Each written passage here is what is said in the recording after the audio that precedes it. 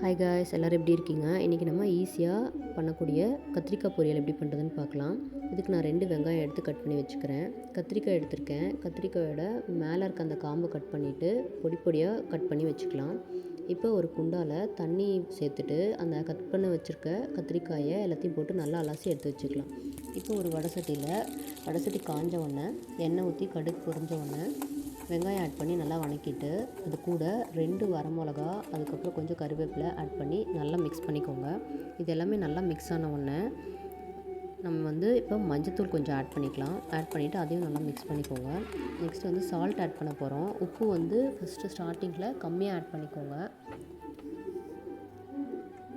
கொஞ்சமாக ஆட் பண்ணி நல்லா மிக்ஸ் பண்ணிக்கோங்க. லாஸ்ட்டில் டேஸ்ட் பார்த்துட்டு தேவைக்கேற்ப நம்ம உப்பு ஆட் பண்ணிக்கலாம். நெக்ஸ்ட்டு நம்ம எடுத்து வச்சுருக்க கத்திரிக்காயை நல்லா மிக்ஸ் பண்ணிக்கோங்க. மஞ்சத்தூள் உப்பு கூட நல்லா மிக்ஸ் ஆகட்டும்.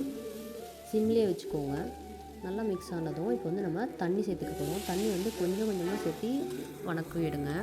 தண்ணி கொஞ்சம் சேர்த்துட்டு நல்லா வதக்கி விட்டு கொஞ்சம் ட்ரை ஆனோன்னா மறுபடியும் தண்ணி சேர்த்து மறுபடியும் வதக்கி விடுங்க. இந்த மாதிரி வதக்கிட்டே இருங்க. ஸோ நெக்ஸ்ட்டு லாஸ்ட்டாக ஒரு காயை இப்படி கட் பண்ணி பாருங்கள் கரண்டிலே. ஸோ நல்லா குக் ஆகிடுச்சுன்னா இந்த மாதிரி ரெண்டாக கட் ஆகிடும். ஸோ லாஸ்ட்டாக சால்ட் தேவைக்கேற்ப ஆட் பண்ணிவிட்டு தேங்காய் கம்மியாக ஆட் பண்ணுங்கள். தேங்காயும் அதிகமாக நீங்கள் ஆட் பண்ணிட்டீங்கன்னா அது ரொம்ப தேங்காயோட டேஸ்ட்டாகவே இருக்க மாதிரி இருக்கும். ஸோ அதனால் தேங்காய் லைட்டாக ஆட் பண்ணிவிட்டு பத்தலை அப்படின்னு தெரியும்போது ஆட் பண்ணிக்கோங்க. அவ்வளோதான், ஈஸியான கத்திரிக்காய் பொரியல் ரெடி. தேங்க்யூ.